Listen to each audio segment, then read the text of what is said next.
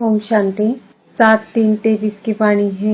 मीठे बच्चे, विजयी रत्न बनने के लिए जीते जी मरकर देही अभिमानी बन बाप के गले का हार बनने का पुरुषार्थ करो।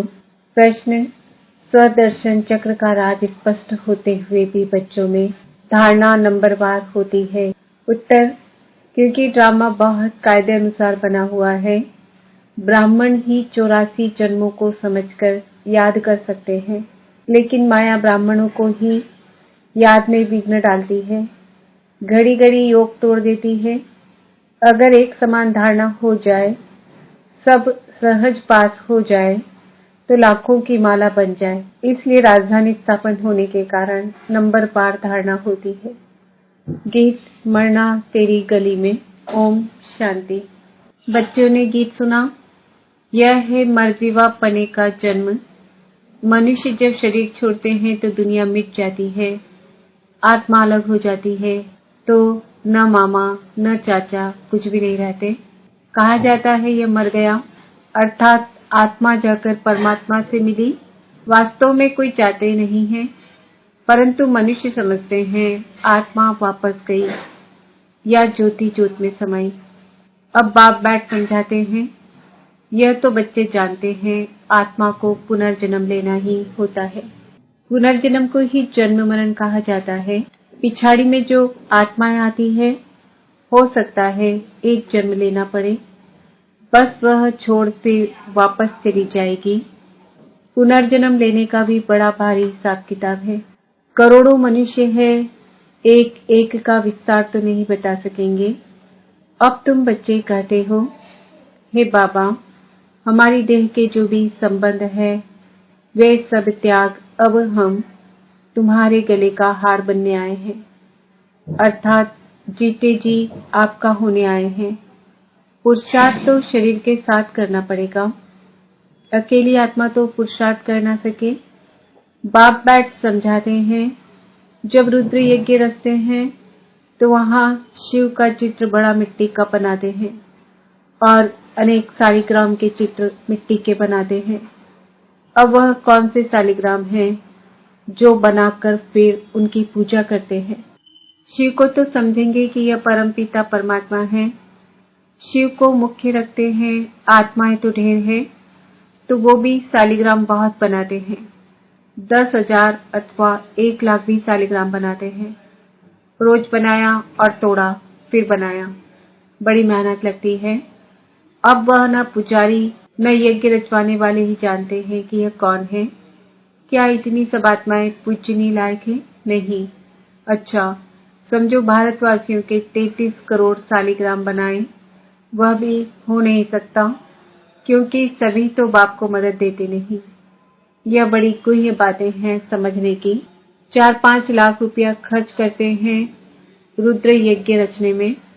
अच्छा, अब शिव तो परमपिता परमात्मा ठीक है, बाकी शालिग्राम इतने सब कौन से बच्चे हैं जो पूजे जाते हैं? इस समय तुम बच्चे ही बाप को जानते हो और मददगार बनते हो। प्रजा भी तो मदद करती है ना। शिव बाबा को जो याद करते हैं वह स्वर्ग में तो आ जाएंगे, भल ज्ञान किसको न भी दे तो भी स्वर्ग में आ जाएंगे।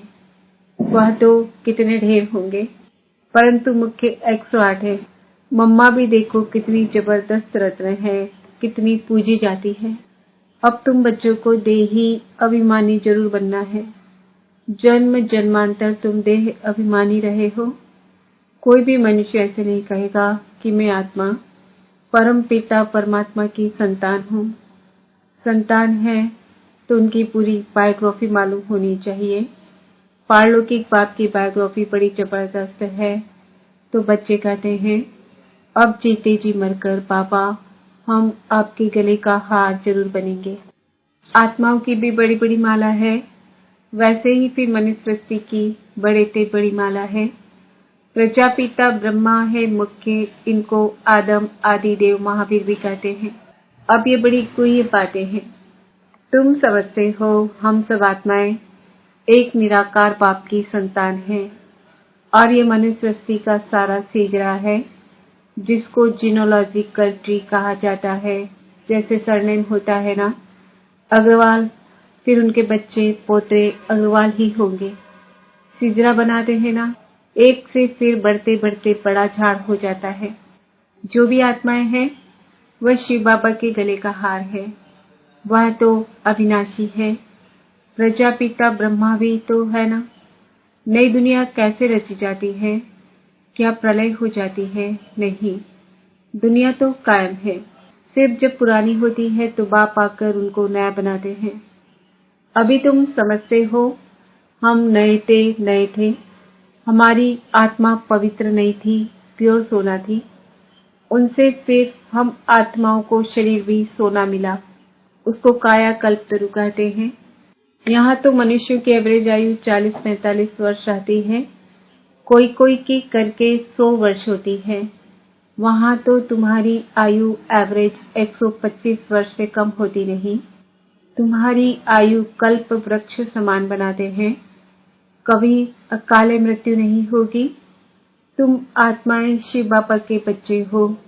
ब्रह्मा द्वारा जरूर ब्राह्मण पैदा होंगे। उनसे फिर प्रजा रची जाती है। पहले पहले तुम ब्राह्मण बनते हो। ब्रह्मा मुक्त वंशावली। शिव बाबा तो एक है, फिर माता कहाँ? यह बड़ा गुह्य राज है। मैं इन द्वारा आकर तुम बच्चों को अडॉप्ट करता हूँ, तो तुम पुरानी दुनिया से जीते जी मरते हो। वह जो अडॉप्ट करते हैं वह धन देने के लिए करते हैं। बाप अडॉप्ट करते हैं स्वर्ग का वर्षा देने के लिए, लायक बनाते हैं, साथ में ले जाएंगे। इसलिए इस पुरानी दुनिया से जीते जी मरना है। गृहस्थ व्यापार में रहते पवित्र बन बाप का बनना है। हम वहाँ के रहने वाले हैं। फिर सत्युग में सुख का पाठ बजाया। यह बातें बाप समझाते हैं, शास्त्रों में तो है नहीं। अब बाप बैठ तुम आत्माओं को पवित्र बनाते हैं, आत्मा की मैल निकालते हैं। तुमको ज्ञान का तीसरा नेत्र मिलता है। उन्होंने फिर तिजड़ी की कथा बैठ बनाई है। वास्तव में बात यहाँ की है। तुमको ब्रह्मांड से लेकर सारे सृष्टि के आदि मध्य अंत का सारा समाचार मिल जाता है। बाप एक ही बार आकर समझाते हैं। सन्यासी तो पुनर्जन्म लेते रहते हैं। यह तो आया और बच्चों को पढ़ाया, बस। यह तो नई बात हो जाती है। यह बहुत बड़े से बड़ा कॉलेज है। भट्टी में बैठना पड़े। गीता का पाठ अथवा भागवत का पाठ भी 1 हफ्ता रखते हैं ना। विकारी तो सभी हैं। भले सन्यासी घर बार छोड़ निर्विकारी बनते हैं, फिर भी जन्म विकार से लेकर फिर निर्विकारी बनने के लिए सन्यास करते हैं। कई पुनर्जन्म को भी मानते हैं, क्योंकि मिसाल देखते हैं। कोई बहुत वेद शास्त्र पढ़ते पढ़ते शरीर छोड़ते हैं तो उन संस्कारों अनुसार फिर जन्म लेते हैं, तो छोटेपन में ही शास्त्र अध्ययन हो जाते हैं। जन्म ले अपने को अपवित्र समझ फिर पवित्र बनने के लिए सन्यास करते हैं। तुम तो एक ही बार पवित्र बन देवता बनते हो। तुमको फिर सन्यास नहीं करना पड़ेगा, तो उनका सन्यास अधूरा हुआ ना। यह बातें खुद भी समझा नहीं सकते हैं। बाबा बैठ समझाते हैं। वह है उत्तम से उत्तम बाप जिसके तुम बच्चे बने हो। यह स्कूल भी है। रोजाना नई नई बातें निकलती है। कहते हैं आज गुह्य तो गुह्य सुनाता हूँ। नहीं सुनेंगे तो धारणा कैसे होगी? अब बाप बैठ समझाते हैं। तुम मेरे बने हो तो शरीर का भान छोड़ो। मैं गाइड बनाया हूँ वापस ले जाने। तुम हो पांडव संप्रदाय। वह जिस्मानी पंडे हैं, तुम रूहानी पंडे हो। वह जिस्मानी यात्रा पर ले जाते हैं, तुम्हारी है रूहानी यात्रा। उन्होंने तो पांडवों को हथियार दे युद्ध के मैदान में दिखाया है। अभी तुम बच्चों में भी ताकत चाहिए। बहुत होते जाएंगे तो फिर ताकत भी बढ़ती जाएगी। तो बाप बैठ समझाते हैं कि मैंने तुमको गोद में लिया है इस ब्रह्मा द्वारा, इसलिए इनको माता पिता कहा जाता है। यह तो सब कहते हैं तुम मात पिता हम बालक तेरे। अच्छा, उनको तो गॉड फादर कहा जाता है, गॉड मदर तो नहीं कहा जाता। तो मदर कैसे कहते? मनुष्य फिर जगदम्बा को मदर समझ लेते हैं, परंतु नहीं, उनके भी माता पिता हैं। उनकी माता भला कौन सी है, यह बड़ी गुह्य बातें हैं। गायन तो है परंतु सिद्ध कर कौन समझाए। तुम जानते हो यह माता पिता है, पहले है माता। बरोबर तुमको इस ब्रह्मा माता के पास पहले आना पड़े। इनमें प्रवेश कर तुमको एडॉप्ट करता हूँ, इसलिए यह माता पिता ठहरे। यह बातें कोई शास्त्र में नहीं है। यह बाप बैठ समझाते हैं कैसे तुम मुख वंशावली बनते हो। मैं ब्रह्मा मुख से तुमको रचता हूँ। कोई राजा है, कहेंगे मुख से तुमको कहता हूँ तुम मेरे हो, यह आत्मा कहती है, परंतु उनको फिर भी माता पिता नहीं कहेंगे। यह बड़ी वंडरफुल बात है। तुम जानते हो हम शिव बाबा के बने हैं, तो यह देह का भान छोड़ना पड़े। अपने को आत्मा अशरीरी समझना मेहनत का काम है। इसको कहा ही जाता है राजयोग और ज्ञान। दोनों अक्षर आते हैं। मनुष्य जब मरते हैं तो उनको कहते हैं राम राम कहो, या गुरु लोग अपना नाम दे देते हैं। गुरु मर जाता तो फिर उनके बच्चे को गुरु कर देते हैं। यहाँ तो बाप जाएंगे तो सभी को जाना है। यह मृत्यु लोक का अंतिम जन्म है। बाबा हमको अमर लोक में ले जाते हैं, वाया मुक्ति धाम जाना है। यह भी समझाया जाता है जब विनाश होता है तो यह कलयुग का पुल नीचे चला जाता है, सतयुग ऊपर आ जाता है। बाकी कोई समुद्र के अंदर नहीं चले जाते हैं। यहाँ तुम बच्चे सागर के पास आते हो रिफ्रेश होने। यहाँ तुम सन्मुख ज्ञान डांस देखते हो। दिखाते हैं गोप गोपियों ने कृष्ण को डांस कराई। यह बात इस समय की है। चात्रक बच्चों के सामने बाप की मुरली चलती है। बच्चों को भी सीखना पड़े, फिर जो जितना सीखे समझाना है। बेहद के बाप से स्वर्ग का वर्षा लो। हे भगवान कहते हो वह तो है रचयिता, जरूर स्वर्ग ही रचेंगे। यह एक ही बाप है जो स्वर्ग रचते हैं, वो फिर आधा कल्प चलता है। बाबा तुम्हें कितने राज समझाते हैं। बच्चों को मेहनत कर धारणा करनी है।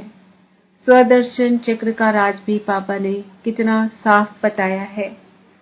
84 जन्मों के चक्र को ब्राह्मण ही याद कर सकते हैं। यह है बुद्धि का योग लगाकर चक्र को याद करना, परंतु माया घड़ी घड़ी योग तोड़ देती है, विघ्न डालती है। सहज हो तो फिर सब पास कर ले, लाखों की माला बन जाए।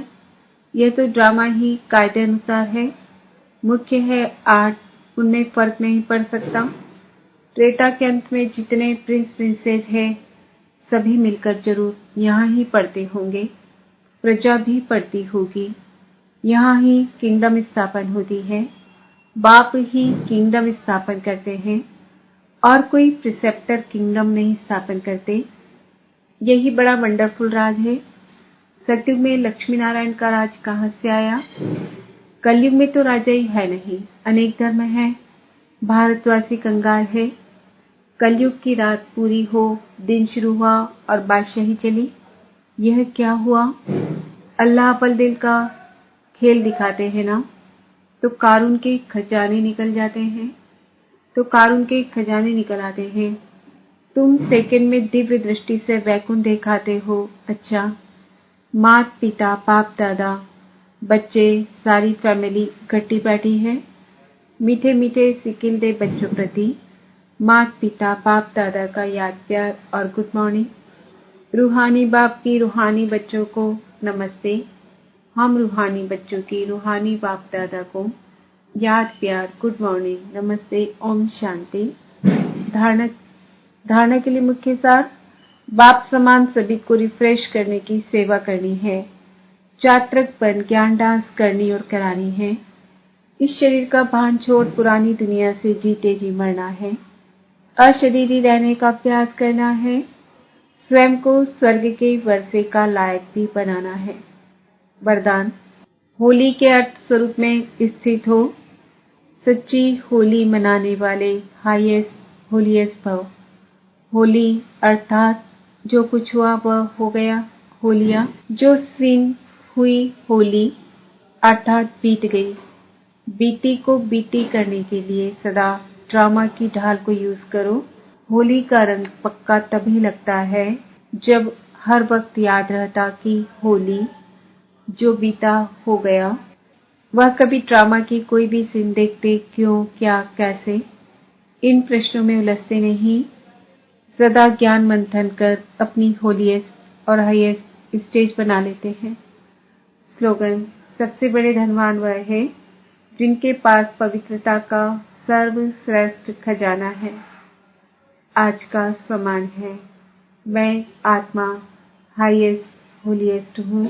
ओम शांति।